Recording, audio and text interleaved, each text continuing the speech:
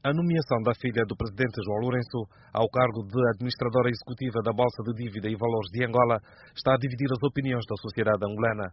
A direção da Boldiva já veio a público esclarecer, através de uma nota, que a nomeação de Cristina Lourenço se trata de um regresso à casa e surgiu da necessidade de completar a composição do Conselho de Administração na sequência da resignação de um dos seus administradores. A Boldiva sublinha que o percurso e empenho enquanto colaboradora da instituição e a capacidade de gestão demonstrada no processo de criação e implementação de uma unidade e estrutura do Ministério das Finanças estiveram na base da decisão desta comissão de convidar um antigo quadro para assumir esta função. Esta nota surge na sequência de recentes notícias sobre o poder político em Angola, publicadas pelo Jornal Português de Negócios, que tem merecido críticas em vários círculos sociais do país por aquilo que é classificado como um alegado ato de nepotismo. Muitos associam este assunto aos atos praticados anteriormente pelo antigo presidente José Eduardo dos Santos, que nomeou os seus filhos para cargos públicos, no caso Isabel dos Santos e José Filomeno dos Santos. Esta polémica surge numa altura em que João Lourenço assinala o terceiro ano do seu primeiro mandato, cuja bandeira da sua gestão tem sido o combate contra a corrupção, o nepotismo, a bajulação e o amiguismo. Entretanto, à semelhança do regime de José Eduardo dos Santos, o atual presidente começa a dar sinais de estar a perder a sensibilidade dos factos e a conduzir o país sem o rumo desejado pelos angolanos. Em 3 anos, a gestão de João Lourenço tem sido marcada por vários escândalos e polémicas que envolvem os seus principais auxiliares. O país continua mergulhado numa profunda crise e as soluções apresentadas nunca tiveram êxito, deixando os angolanos numa situação de absoluto desespero. O jurista Lindo Bernardo Tito não considera tratar-se de nepotismo a nomeação da filha de João Lourenço, mas acrescenta que está-se diante de um incómodo político que deve obrigar a Cristina Lourenço a demitir-se. E temos que ser transparentes nesses atos que vamos praticar, para que não fique a ideia de que é um favorecimento da filha do presidente. Pode não ter havido. E eu quero acreditar que não houve, né? Agora, eu também acredito, e eu faço fé, que temos que vencer alguns obstáculos que me parece nos remetam muito mais atrás. Porque o facto de ser filho de alguém ou parente de alguém não significa que não tem qualificações para exercer determinadas funções, só vai exercê-lo por favorecimento do seu parente. Não.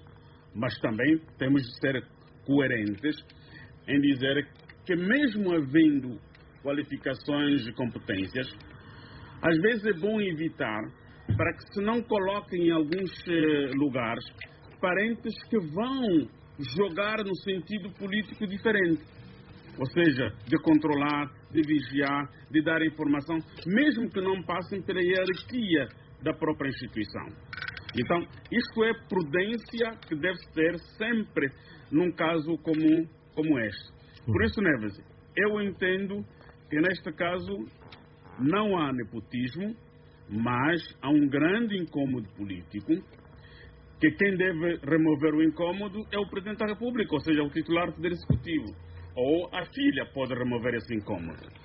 Como remover incômodo? Demitir-se. Lindo Bernardo Tito não tem dúvidas em afirmar que esta nomeação vai interferir negativamente na gestão governativa de João Lourenço e pode ser usado como um trunfo para desacreditar a sua imagem. Uma questão que foi muito discutida nos Estados Unidos, foi muito polêmica a questão, foi da nomeação do genro do presidente Trump, né? Como conselheiro do presidente Trump. Em princípio, como conselheiro, ele podia nomear quem quisesse, né? Porque é seu conselheiro.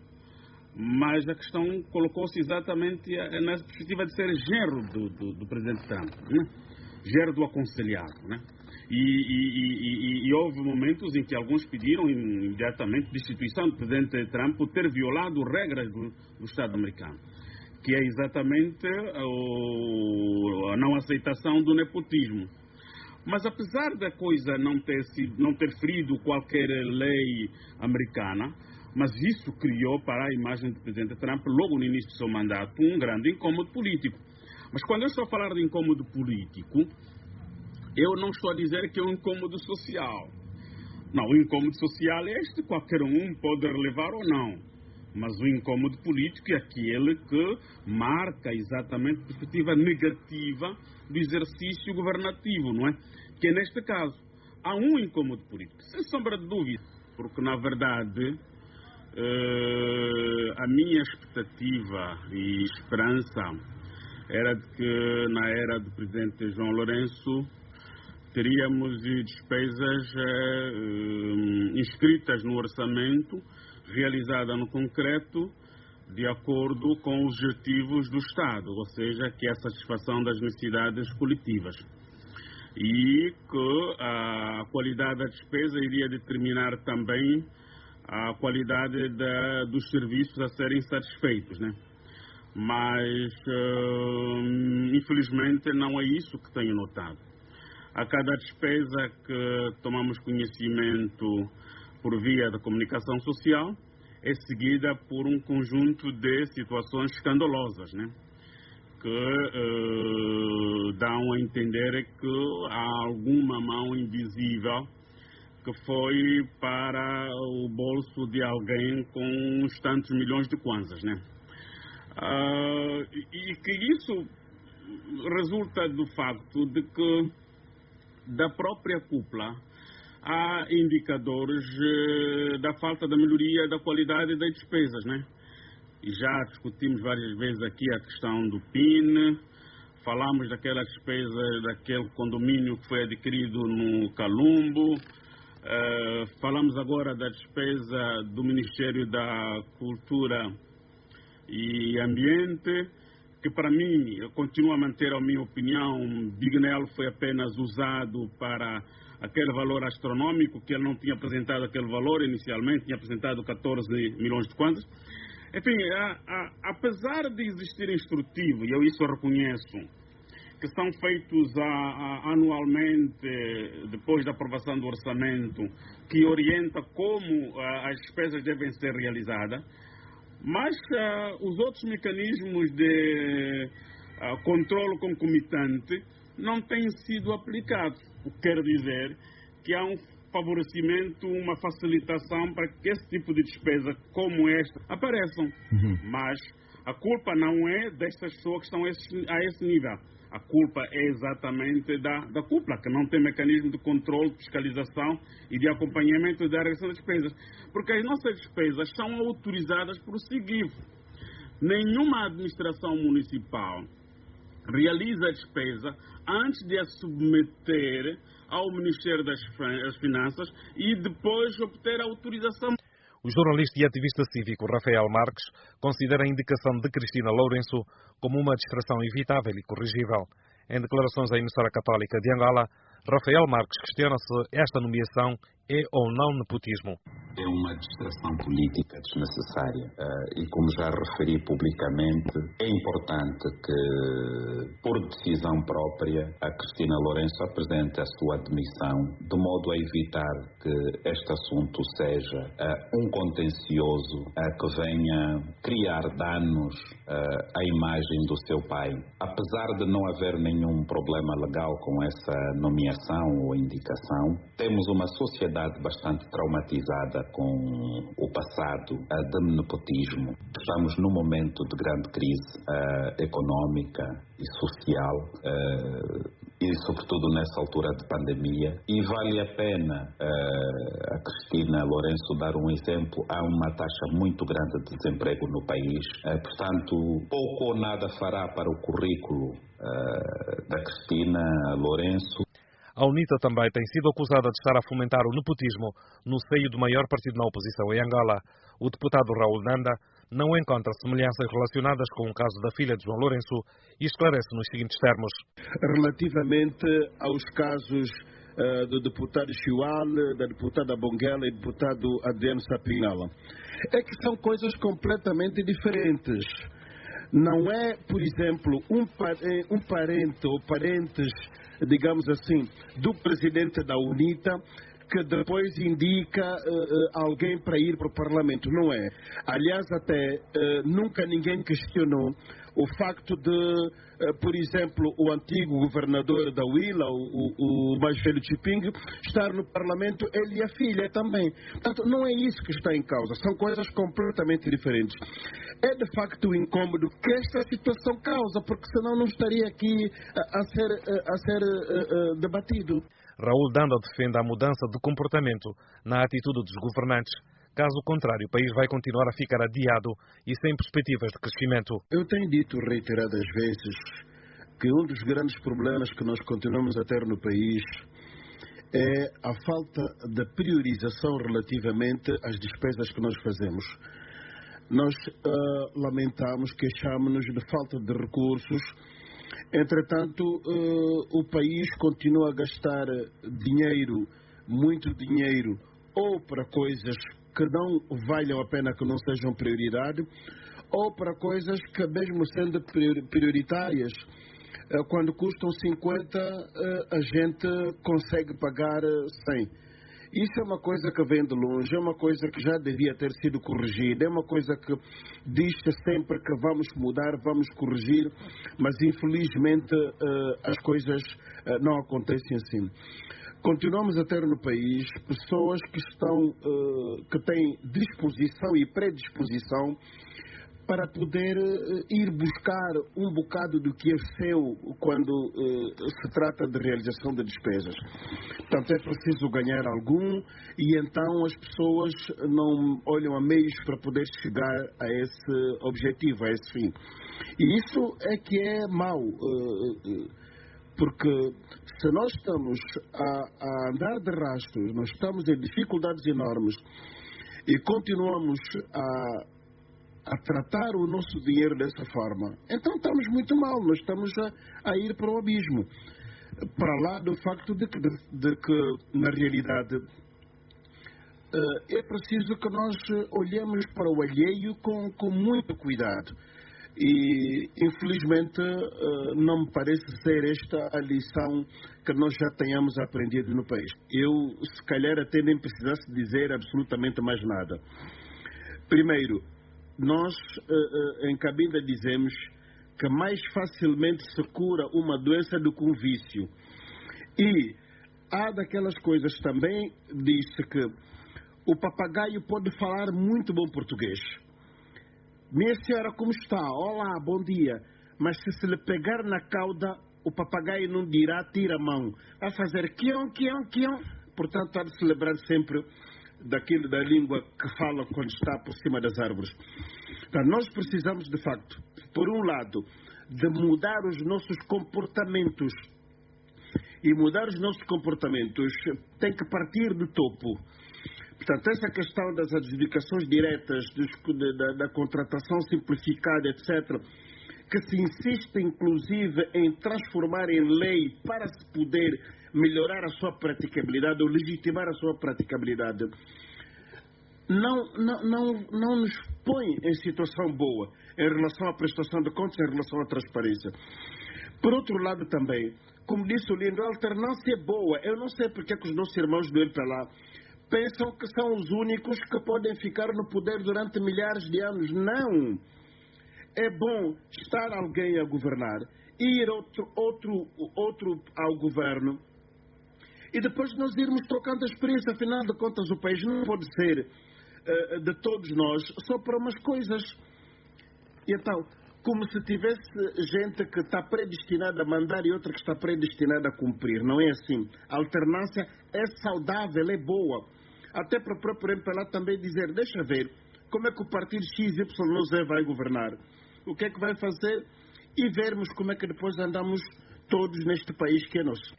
Já o analista político Venâncio Cristóvão é de opinião que a nomeação da filha de João Lourenço é inconveniente e belisca toda a lisura da governação do seu próprio pai, 3 anos depois do seu primeiro mandato. Esta nomeação da filha do presidente João Lourenço para a Bodiva e pronto, justifica-se, pelo menos para aquilo que a gente consegue ler e ouvir, para aquilo que são as suas competências, de alguma maneira vem beliscar aquilo que é a lisura, que não é lisura, mas é de facto o presidente João Lourenço não incorrer nos mesmos erros nos quais incorreram o presidente José Eduardo dos Santos. Eu penso que não foi por mal que a ministra Vera Daves fez essa nomeação, naturalmente, mas eu me parece muito sinceramente que desejando que esta governação seja uma nova governação com novas formas de estar, me parece inconveniente, exatamente, o termo é exatamente este, me parece inconveniente que se nomeie a filha do presidente João Lourenço, essencialmente agora no primeiro mandato, porque embora seja competente, me parece claro que existem outras pessoas com a mesma competência para ocuparem este lugar. Ser a filha do presidente João Lourenço, me parece a mim que belisca todo o processo de lisura e de correção de alguns hábitos do passado que nós não desejamos ver nesta governação do presidente João Lourenço. Esta é a minha opinião. Entretanto, o economista Mateus Bernardo afirma que o grau de parentesco não pode impedir que as pessoas com competência possam ascender em determinados cargos. Por outro lado, reprova o favoritismo de figuras em todo este processo. Eu acho que é fundamental, e eu aqui vejo a situação no ponto em que levanta-se em relação ao incômodo político ou não. Eu entendo que temos que começarmos e todos os dias a nos empenharmos em construirmos uma sociedade em que as coisas têm de ser vistas com transparência, em que temos de olhar para as coisas efetivamente tal como elas são. Há ou não uma situação de nepotismo? Se existe, temos de condená-la, apresentá-la e discutir. Se não existe, também temos que aceitar e temos que perceber porque que eles chamam aqui a atenção naquilo que é reforçarmos a construção do nosso país nessa perspectiva. Porque é fundamental que nós percebamos que as pessoas, independentemente do parentesco, se tiverem competências, não pode lhes ser coartada a possibilidade de crescerem profissionalmente. Que temos que combater situações de favorecimento. Isso concordo. Mas agora, se existir uma situação de nepotismo tal como são, nós, enquanto cidadãos, temos o direito, devemos denunciar e devemos discutir. Se não existir, vamos prejudicar o cidadão só pelo facto de ser parente de A ou de B, temos de pedi-lo necessariamente para que se deixe o cargo à disposição apenas para se dissolver um possível incômodo. Nós temos, enquanto sociedade, que nos incomodar quando determinado cidadão é indicado para uma posição. Temos de nos incomodar simplesmente pelo facto do parentesco? Ou temos de nos incomodar quando se questionarmos esta pessoa efetivamente reúne ou não as competências, tem qualificações ou não para prestar um bom serviço público. Finalmente, Mateus Bernardo mostra-se preocupado com os casos de corrupção no país, a julgar pelas informações e denúncias que todos os dias chegam ao conhecimento da sociedade. Acho que é fundamental, primeiro, também aqui reforçarmos que